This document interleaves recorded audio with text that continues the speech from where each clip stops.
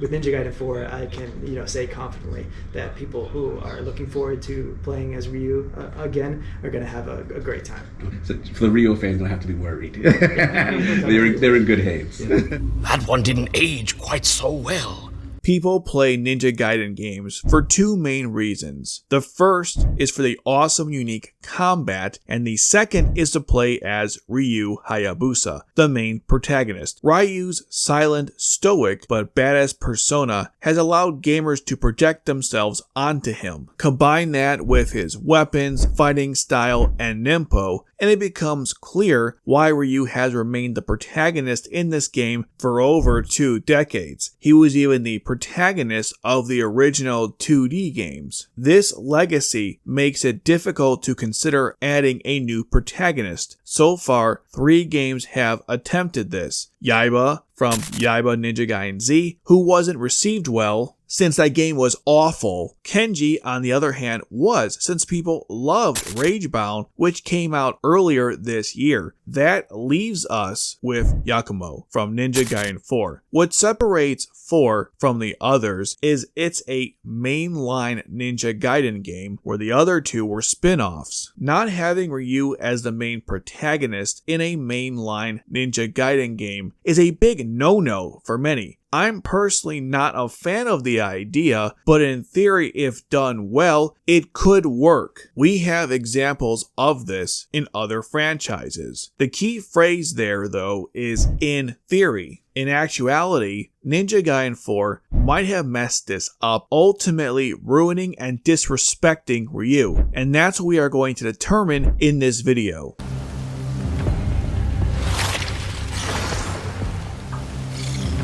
The leads kept reassuring people that Ryu's inclusion in this game was something that was decided on since this game's inception. This would include dedicated chapters and an important role in the story. But is that true? Let's break down his role in the story to find out. We learned in the prologue that Ryu defeated the Dark Dragon after Sayori released it, but this time they had to seal it. In the Ryu segments, we learned that Achilles used Sayori to resurrect the Dark Dragon, so Ryu killed him. Then he killed the daemons and fiends that Yakumo would later fight in the story to steal the Dark Dragon. During one of these chapters, Ryu tells Sayori only a member of the Raven clan can purify the Dark Dragon, but none has stepped up. Now we move on to the present day. After Yakumo escapes the prison with Sayori, Kagachi informs Ryu, and the two prepare to go after them. They catch up to them after Yakumo defeats Kurobo and Sayori breaks the second seal. Ryu defeats Yakumo after the first boss fight against him, only choosing to spare his life because Sayori begged him to do it. They later escape and Ryu tells Kagachi that he will handle looking for them, and by that he means having Ayane look into it. That's why we see her in the next arc. She even assists Yakumo in defeating Cetus. By the way, you wouldn't even know this unless you read her bio in the archive mode, because God forbid Ayane drops Ryu's name during her conversation. Anyways, fast forward many chapters later, before Yakumo fights Kagachi, at the DDO base, he overhears a conversation that's cut off due to static. They reveal the full content of this conversation later during Ryu's last mission after he defeats Totios. Sayori gives Ryu the Dark Dragon Jewel and says if Yakumo is worthy to give it to him. After Ryu defeats Totios, you get to play as Yakumo again and have another fight against Ryu. Only this time, you win.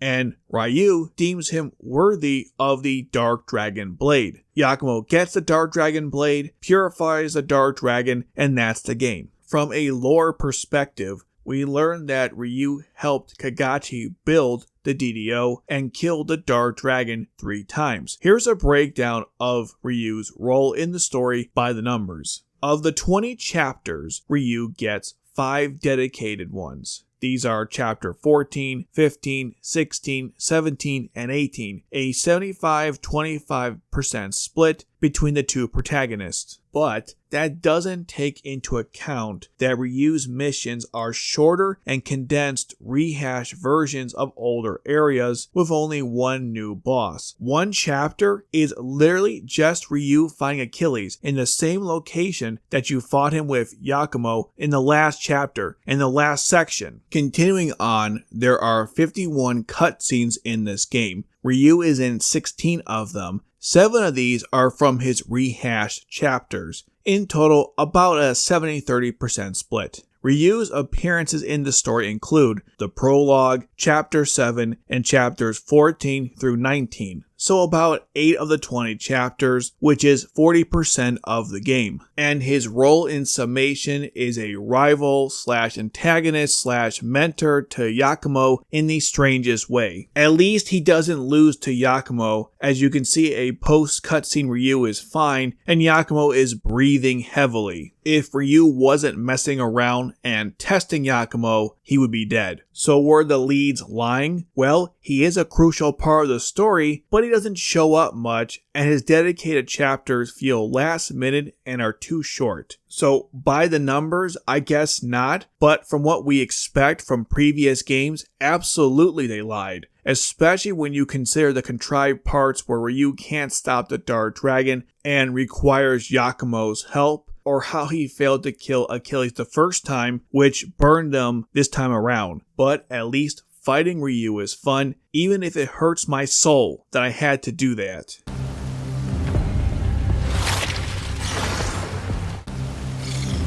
Continuing on with this discussion, we have another area that the leads might have lied to us about, and that's that they claimed that Ryu didn't receive the waifu treatment from the past games, but this seems doubtful based on what we already discussed. Ryu's role is certainly larger than Rachel's in Ninja Gaiden Sigma, Ayane's in Ninja Gaiden 3 RE, and Ayane's, Rachel's, and Momiji's in NG2 Sigma. The waifu chapters at best help explain what happened in between events, like Rachel's capture, retrieving the dragon jewel, and putting a tracker in the ship, and at worst, feel tacked on. To be fair, 4 of Ryu's 5 chapters are basically doing the same thing. So when I say role, I'm referring more to what he does in the cutscenes. Of course, by that logic, Rachel was also quite important in OG NG, just not to the same degree though. Then you have the frequency of the missions. Ninja Gaiden Sigma has 19 chapters, 3 of which are for Rachel, which is about 16% of the game. Ninja Gaiden 2 Sigma has 17 chapters,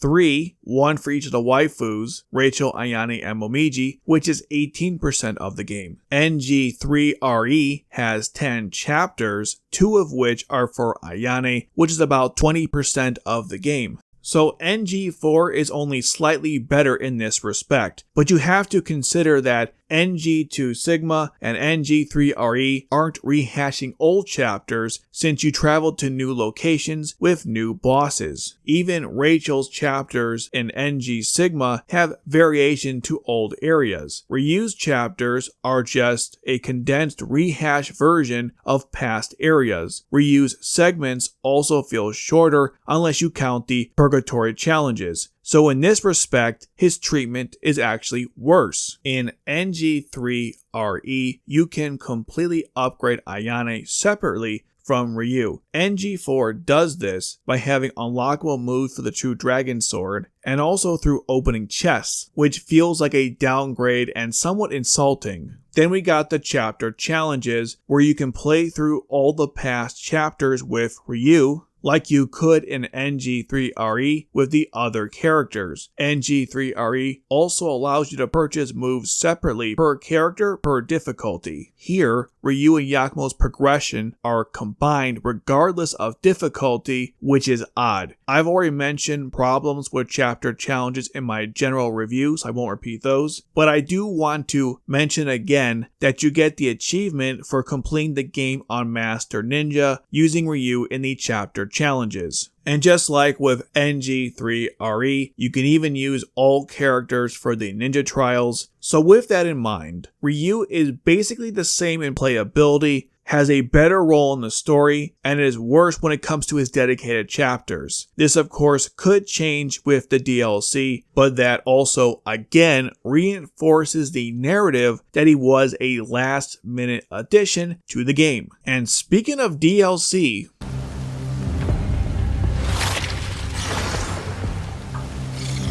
if you want new costumes for Ryu, then you have to purchase the DLC. The same goes with alternative skins like the Archfiend Blade. Unfortunately, it's only cosmetic, so you don't get access to moves like the Underworld Drop. What happened to unlocking costumes through completing certain challenges in the game? Who knows? Any new clothes we put out? More money, please. They want us to pay them to meaningfully customize our character. Anyways, in the upcoming DLC, Duel Masters, they plan to add more missions, story chapters, and weapons for Ryu. But why would they have to add additional weapons for Ryu in the DLC? Well,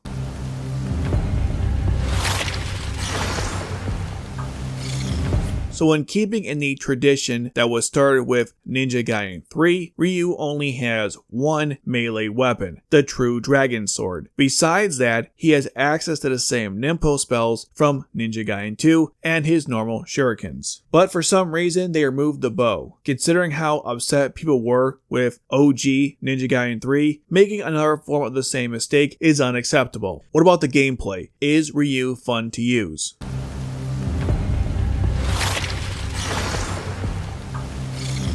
I can happily say that Ryu is fun to use and feels straight out of NG4 RE. This includes animations and moves, but his running animation looks absolutely stupid. But because the levels are so large, he has to run that fast. If you don't want to engage with NG4's new mechanics, you can avoid using the gleam attacks, which are similar to the Blood Raven, and instead use the Ninpo spells. Here comes a negative thing though. Ryu's Ninpo spells were nerfed, but you can use them frequently because of the meter system, which ruins the purpose of Ninpo in past games. Basically, it's a spammable move instead of something you would conserve for special situations. At least the Phoenix Ninpo was buffed. The main problem with Ryu's gameplay as a whole is that they made him too overpowered. Probably because he was a last minute addition to the game and they really wanted to appeal to the fans of this franchise. But it comes across as condescending, as if to say, see, you can use Ryu, and don't worry, he's still the super ninja, and see, he's still powerful in combat. Seriously though, calling him the Super Ninja is so cringe and self-referential and stupid. Why would you call him that? I'm never gonna let that one go. Now, traversal wise, you can just run on the rails, fly in the air, and run on water. Sometimes you can run on water when there's no need to. In short, the gameplay is fun with many missteps. Now, some people think Ryu's gameplay is the same as Yakumo's, but is that true? Well,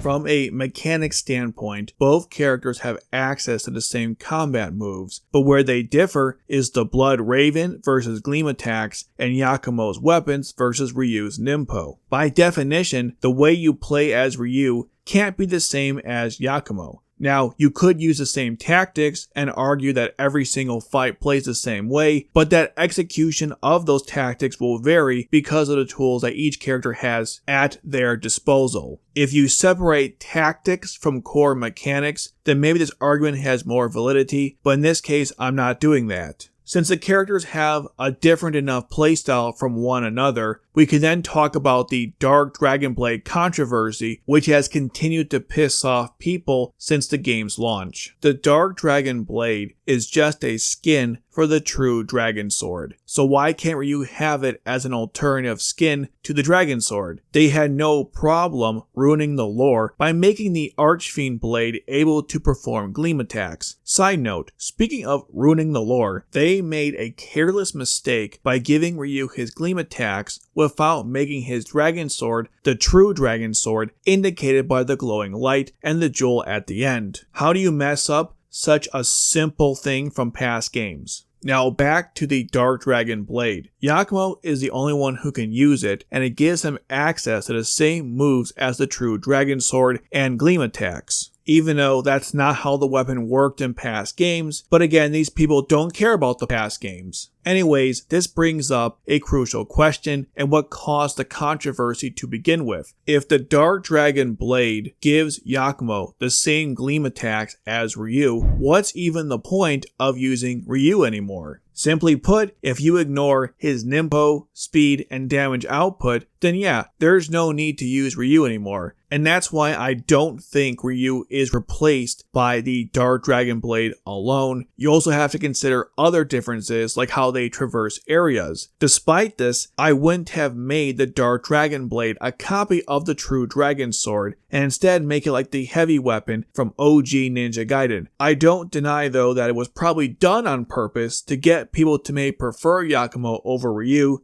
Editor Chops here, I realize that there's other aspects that separate female characters in past games from Ryu in those same games. One of those is being their weapons, and the other is being how different their playstyle is from Ryu. I want to discuss this further in a future video, since the topic is quite dense and there's a lot of things to break down. For now, the key takeaway is that while Ryu and Yakumo technically don't play the same way, the gap between them is smaller than the gap between the female characters in past games from Ryu. So Ryu was screwed in this department as well. It feels like Yakumo is just a smaller, faster Ryu who does less damage with a different toolkit, as opposed to female characters in past games where every aspect of them was different than Ryu, other than the fact that the core mechanics are the same. Again, I will elaborate more on this in a future video. For now, let's move on to another important topic in regards to Yakumo.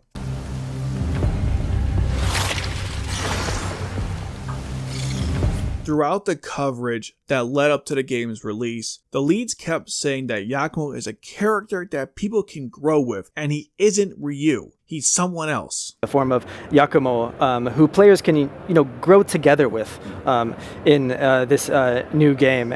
But with that said, of course, Ryu Hayabusa is the Ninja Gaiden icon. So players can rest assured that Ryu Hayabusa will have a strong presence in the story, and there are dedicated segments in the story for Ryu Hayabusa as well. So, fans of Ryu Hayabusa will definitely have a great time with they're playing through the story of Ninja Gaiden 4.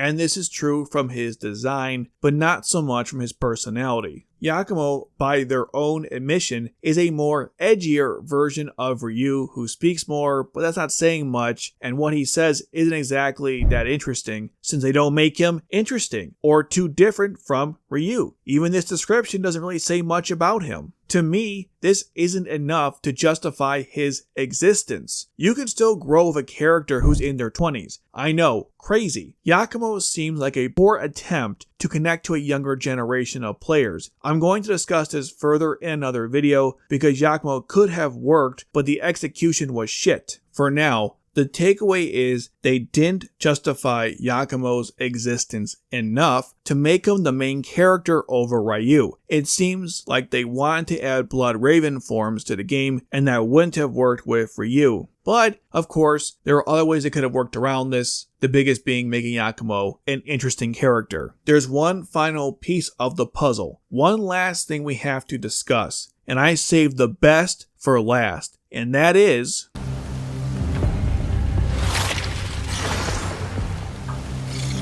I am surprised no one has mentioned this considering people's hatred of original Ninja Gaiden 3's story. I guess it shows no one was paying attention to the story besides myself. Anyways, Ninja Gaiden 4 takes a page out of original Ninja Gaiden 3 and even NG4 RE with its commentary on Ryu, and this time they even go after his clan. For some stupid reason, the leads wanted a conflict between the Raven clan and the Hayabusa clan. Ironic, since this game is about the unity of Platinum's new stuff mixed with the old classic Ninja Gaiden of Team Ninja. Anyways, in the story, the Raven clan are descendants of the Dark Dragon Dragon and a branch of the Hayabusa clan. But they only work in the shadows for some reason. Eventually they get separated from the Divine Dragon and become pawns of powerful people who use them for dirty jobs. So now they have become the clan that works behind the shadows, the one willing to do what others won't, to get their hands dirty. It's as edgy and stupid as it sounds. And the game keeps saying that the Hayabusa clan has always been the spotlight and the Raven clan has always been the shadows. This entire commentary and setup is a retcon of what happened in past games. It's almost like they are implying that the Hayabusa clan is full of narcissistic assholes who just go out there to save the world, no humility whatsoever, they're the true heroes and no one else can help them out, which is not true. The game never showcases Ryu acting that way towards Yakumo. His only concern is stopping him from destroying the world. Only the DDO are assholes to the Raven clan. Now you could argue that Ryu does work with them, so guilt by association, I don't know. We learn later on during the story that Ryu wouldn't approve of the Raven clan's actions since they commit crimes to get things done, even using the condescending language of noble Hayabusa clan. I'm not the biggest fan of Ninja Gaiden 3's story when it comes to this commentary on Ryu, but you can't act like it doesn't exist. The game specifically discusses the past sins of the Hayabusa clan. Yes, the clan's goal of protecting the world is noble, but I never saw it in that way. It's more like it's their duty, and that's it. Just like it's their duty to protect the Dark Dragon Blade or the Dragon Statue. Basically, their problem with Ryu is that he doesn't approve of the Raven clan committing crimes, and therefore he's just a condescending asshole. Right. The only voice of reason here is Tyron, who tries to explain the value of both clans. My question when I first learned there might be some conflicts between Ryu and Yakumo is the same one I have now. Why do you even have this contrived conflict to begin with? If only a Raven clan member can purify the Dark Dragon, why didn't Ryu work with the clan to find someone who's worthy? This could later turn out to be Yakumo, and he takes him under his wing. It even states in his bio that many compared his skills to Ryu's. In the end, they work together anyways, so why do we have to go through this entire mess to get us there? And they could have made it more meaningful. The game also disrespects Ryu by having him work and set up the DDO, an organization that's clearly evil and doesn't share his values. The Goliath stuff alone isn't something Ryu would approve of, or the siege of Tokyo, or the mistreatment of the Raven clan, or even how they imprisoned Shiori. They also destroyed the rails, which means that trains probably crashed as a result.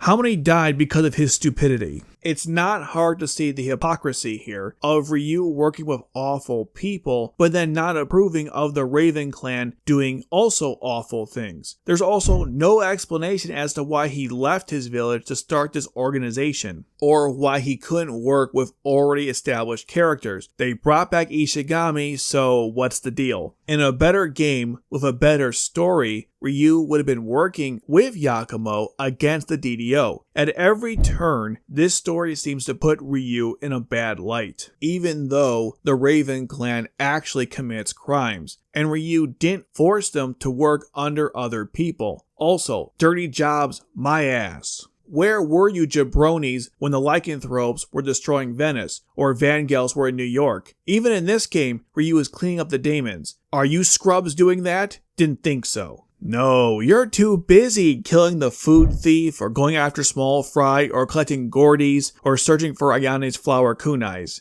I can't think of a more dirty job than cleaning up the mess created by Doku and Doug Radai. Editor Chops here. After reviewing this part, I realized that some of this isn't accurate. I don't think that the Raven clan thinks that Ryu is a condescending asshole. That was just my initial impression after going through the story. I now think there's just more of a disdain for him because they don't like his clan. He's a symbol of their current and seemingly eternal status of being in the shadows. The mockery of the Hayabusa clan came from Misaki, who probably was trying to further spread the hatred of Ryu since Ryu defeated him years ago when he was Achilles. I'm sure that some of those sentiments have been expressed by other people in the clan, but I don't know to this extent because you have people like Tyron who does respect Ryu.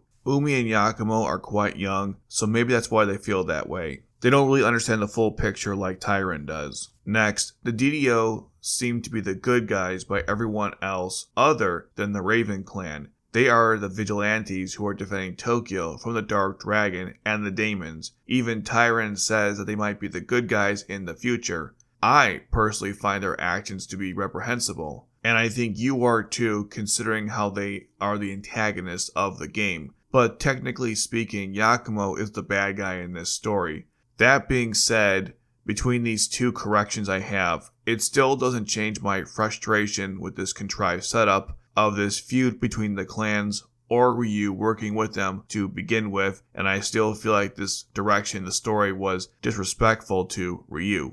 I can see what they were going for, but in their lazy attempt to make a grander story with a forced conflict, they ultimately disrespected not just Ryu, but the legacy of past games.